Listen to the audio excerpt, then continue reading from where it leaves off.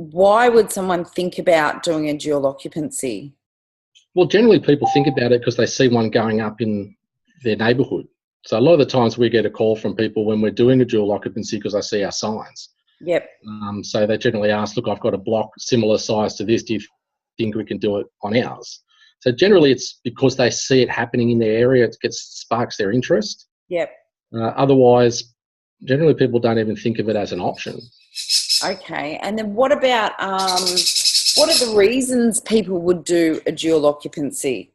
So the main reason is obviously for investment purpose. So if you've got a large enough block of land and you want to look at, say, creating it as a retirement investment, or you want to use it as an investment property, you can maximise the use of that land because now you're basically fitting two houses on the one block.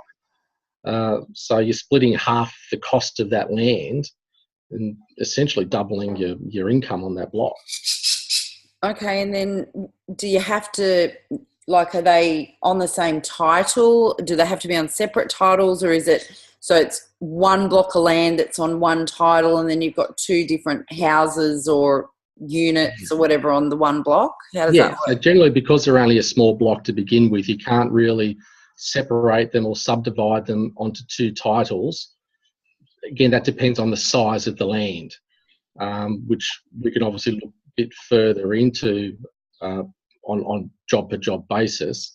But generally what you can do in majority of councils is actually strata subdivide them.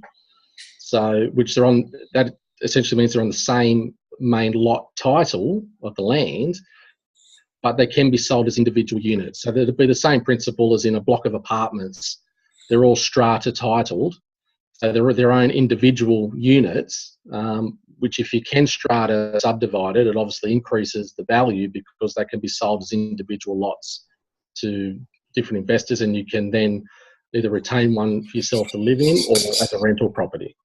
So does it matter if you don't strata title them? No, it doesn't matter if you don't. A lot of people, they build them initially, use it like that, and then it's just an option further down the stream if they then decide to do it as an investment development later on. So some people might build it, live in one half and rent out the other half, which it's not essential to strata subdivide it at that point. But in the future, they might look at, well, we're going to sell it and move, they might be retiring somewhere. And at that point, you can always strata subdivide it. So it doesn't have to be done at the time.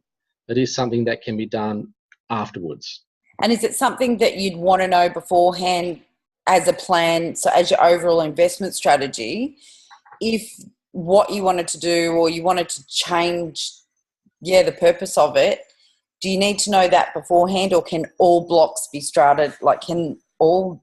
No, not all dual occupancies can. There's some councils in around the Sydney area that don't allow it regardless of the block size.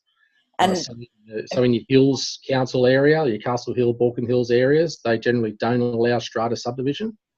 So you need to know up front if that is your ultimate goal at the end of the day, which generally it is. A dual occupancy, you generally end goal is to be an investment, to sell it, to on-sell it.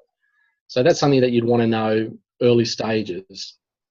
So if I was in one of those council areas where they don't let you strata title the block, why would I still go ahead with a dual occupancy, or what difference does it make for me?